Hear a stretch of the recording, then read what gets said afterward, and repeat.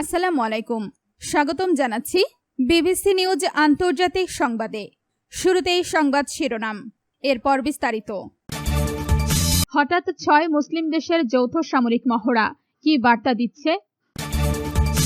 সব ফ্রন্টে যুদ্ধ চালিয়ে যেতে প্রস্তুত ইসরায়েলি সেনাবাহিনী। ইরান সংঘাতে আরও 3 দেশ জড়িয়ে পড়ায় সর্বাত্মক যুদ্ধের আশঙ্কা। ইরানে রাতভর ভয়াবহ হামলা চালিয়েছে যুক্তরাষ্ট্র। দর্শক, এতক্ষণ শুনছিলেন সংবাদ শিরোনাম, এখন বিস্তারিত। আপনি যদি ইসরায়েলের ধ্বংস চান এবং মুসলিমদের পাশে থাকেন, তাহলে ভিডিওতে লাইক করে চ্যানেলটি অবশ্যই সাবস্ক্রাইব করে দিবেন এবং আপনার মূল্যবান মতামত অবশ্যই কমেন্টে লিখে জানিয়ে দিবেন। হঠাৎ 6 মুসলিম দেশের যৌথ সামরিক মহড়া কি বার্তা দিচ্ছে? মধ্যপ্রাচ্যের সাম্প্রতিক নিরাপত্তা উত্তেজনার প্রেক্ষাপটে বাহরাইনে শুরু হয়েছে উপসাগরীয় সহযোগিতা পরিষদ জিসিসি এর যৌথ সামরিক মহড়া বাহরাইন শিল্ড। 28 থেকে 30 জুলাই পর্যন্ত চলা এই মহড়ায় সৌদি আরব, সংযুক্ত আরব আমিরাত, কুয়েত, কাতার, ওমান এবং বাহরাইনের সশস্ত্র বাহিনী অংশ নিচ্ছে। বাহরাইনের chief of staff lieutenant general Diyab bin Saqr Al Nuaimi বলেছেন, এই মহড়ার উদ্দেশ্য যুদ্ধ প্রস্তুতি বাড়ানো, অপারেশনাল পরিকল্পনার দক্ষতা উন্নত করা এবং জিসিসি-ভুক্ত দেশগুলোর বাহিনীর মধ্যে সমন্বয় আরও শক্তিশালী করা। আল নুয়াইমি বলেন, জিসিসি সদস্য দেশগুলোর অংশগ্রহণ একটি শক্তিশালী যৌথ উপসাগরীয় সামরিক বাহিনীর সক্ষমতার প্রতিফলন, যা বিভিন্ন ধরনের নিরাপত্তা চ্যালেঞ্জ মোকাবেলায় প্রস্তুত। তার মতে, বাহরাইন শিল্ড মহড়া উপসাগরীয় দেশগুলোর সামরিক সংহতির কৌশলগত ভিত্তিকে আরও শক্তিশালী করবে এবং যে কোনো আকস্মিক বা শত্রুতামূলক হামলার বিরুদ্ধে ঐক্যবদ্ধ প্রতিরক্ষা গড়ে তুলতে সহায়তা করবে।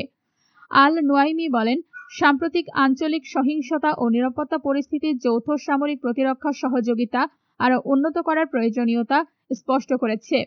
আল জাজিরার প্রতিবেদনে বলা হয়েছে, মধ্যপ্রাচ্যের চলমান উত্তেজনার প্রেক্ষাপটে এই যৌথ মহড়াকে উপসাগরীয় দেশগুলোর প্রতিরক্ষা সহযোগিতা জোরদারের গুরুত্বপূর্ণ পদক্ষেপ হিসেবে দেখা হচ্ছে। আপনি যদি ইসরায়েলের ধ্বংস চান এবং মুসলিমদের পাশে থাকেন, তাহলে ভিডিওতে লাইক করে চ্যানেলটি অবশ্যই সাবস্ক্রাইব করে দিবেন এবং আপনার মূল্যবান মতামত অবশ্যই কমেন্টে লিখে জানিয়ে দিবেন। সব ফ্রন্টে যুদ্ধ চালিয়ে যেতে প্রস্তুত ইসরায়েলি সেনাবাহিনী। ইসরায়েলি সেনাপ্রধান ইয়াল জামির জানিয়েছেন, যে কোনো ফ্রন্টে সামরিক অভিযান অব্যাহত রাখতে তাদের সেনাবাহিনী পুরোপুরি প্রস্তুত রয়েছে। দক্ষিণ লেবাননে ইসরায়েলি দখলকৃত এলাকা পরিদর্শনের সময় তিনি সেনা কর্মকর্তাদের এই কথা বলেন। ইয়াল জামির তার বক্তব্যে উল্লেখ করেন, বিভিন্ন ফ্রন্টের সংঘাত বা অভিযান এখনো শেষ হয়নি, আর তা চালিয়ে যাওয়ার জন্য সবাইকে প্রস্তুত থাকতে হবে। পরিস্থিতির যে কোনো ধরনের পরিবর্তন এবং সম্ভাব্য বিস্তৃত পরিস্থিতির মুখোমুখি হতে তারা প্রস্তুত আছেন বলে তিনি জানান। তিনি আরও বলেন, লেবানন সীমান্তে প্রয়োজন দেখা দিলে ইসরায়েলি বাহিনী আরও গভীরে প্রবেশ করবে এবং নতুন নতুন এলাকায় পৌঁছাবে। যুদ্ধবিরতি সত্ত্বেও ইসরায়েলি বাহিনী দক্ষিণ লেবাননের অনেক পয়েন্টে তাদের দখলদারিত্ব বজায় রেখেছে এবং হিজবুল্লাহর অস্ত্র সংবরণ ও ইসরায়েলের পুরোপুরি সেনা প্রত্যাহারের বিষয়ে আলোচনা চলাকালীন সময়েও তারা পর্যায়ক্রমিক হামলা চালিয়ে যাচ্ছে। আপনি যদি ইসরায়েলের ধ্বংস চান এবং মুসলিমদের পাশে থাকেন, তাহলে ভিডিওতে লাইক করে চ্যানেলটি অবশ্যই সাবস্ক্রাইব করে দিবেন এবং আপনার মূল্যবান মতামত অবশ্যই কমেন্টে লিখে জানিয়ে দিবেন।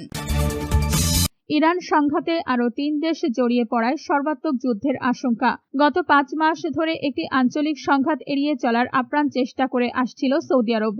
এমনকি যখন ইরানি ড্রোনগুলো তাদের তেল শিল্পে আঘাত হানছিল, তখনও তেহরানের সঙ্গে যোগাযোগের পথ খোলা রেখেছিল রিয়াদ। কিন্তু এখন মনে হচ্ছে তারা চারপাশ থেকে অবরুদ্ধ হয়ে পড়েছে। বর্তমানে সৌদি আরবকে 3টি ভিন্ন দিক থেকে শত্রুর মোকাবেলা করতে হচ্ছে: ইরান এবং ইরাক ও ইয়েমেনে থাকা তাদের প্রক্সি গোষ্ঠীগুলো। গত এক সপ্তাহে ইয়েমেনের ইরান সমর্থিত হুথি বিদ্রোহীদের মিসাইল হামলা, ইরাকের ইরানপন্থী মিলিশিয়াদের ড্রোন হামলা এবং তেহরানের নতুন হুমকির সম্মুখীন হয়েছে সৌদি আরব। মঙ্গলবার 28 জুলাই স্থানীয় সময় ভোরে এটি স্পষ্ট হয়ে যায় যে রিয়াদের জন্য সংযম দেখানোর সুযোগ আর অবশিষ্ট নেই। মার্কিন যুদ্ধবিমানের পাশাপাশি সৌদি আরবের ফাইটার জেটগুলো পূর্ব ইরাকে হামলা চালিয়েছে, তবে এর পরিণতি হতে পারে অত্যন্ত ঝুঁকিপূর্ণ। একটি বৃহত্তর সংঘাতে জড়িয়ে পড়া রিয়াদের জন্য সম্ভাব্য ব্যয়বহুল একটি বিকল্প।